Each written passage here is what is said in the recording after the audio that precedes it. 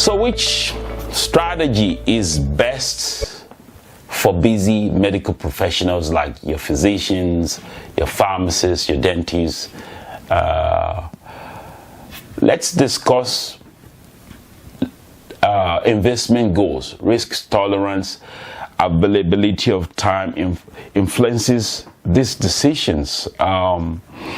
It's not one size fits all. Actually, the decisions will be tailored towards what your investment goals are.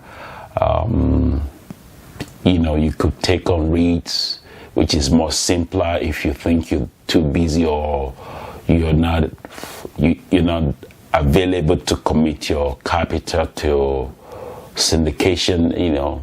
So fully passive option that offers liquidity or diversification. So what is the best format for physicians, dentists, pharmacists seeking passive income with high returns? I would say it's syndication. A balance between passive investment and real estate ownership benefits, offering tax advantage and better return potential than the likes of your REITs actually. So that I would say is as an edge for medical practitioners, your physicians, dentists, and nurses and pharmacists, like I said. So, but those people that, if you find yourself willing to be hands on deck, maybe going through the experience of owning a property, running it by yourself, because out of running it by yourself, you get to experience hands on deck on how to do how to take a deal from the beginning to the end.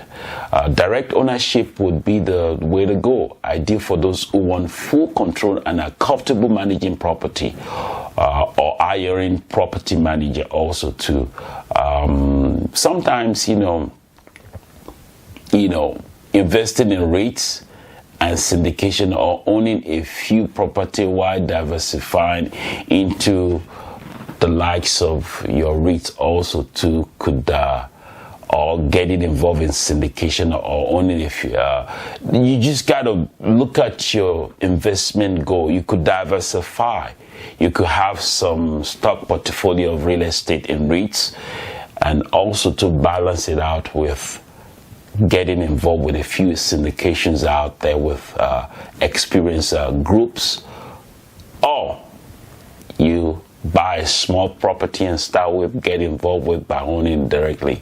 So actively investing or passively investing was the title when it comes to investing in apartment investment.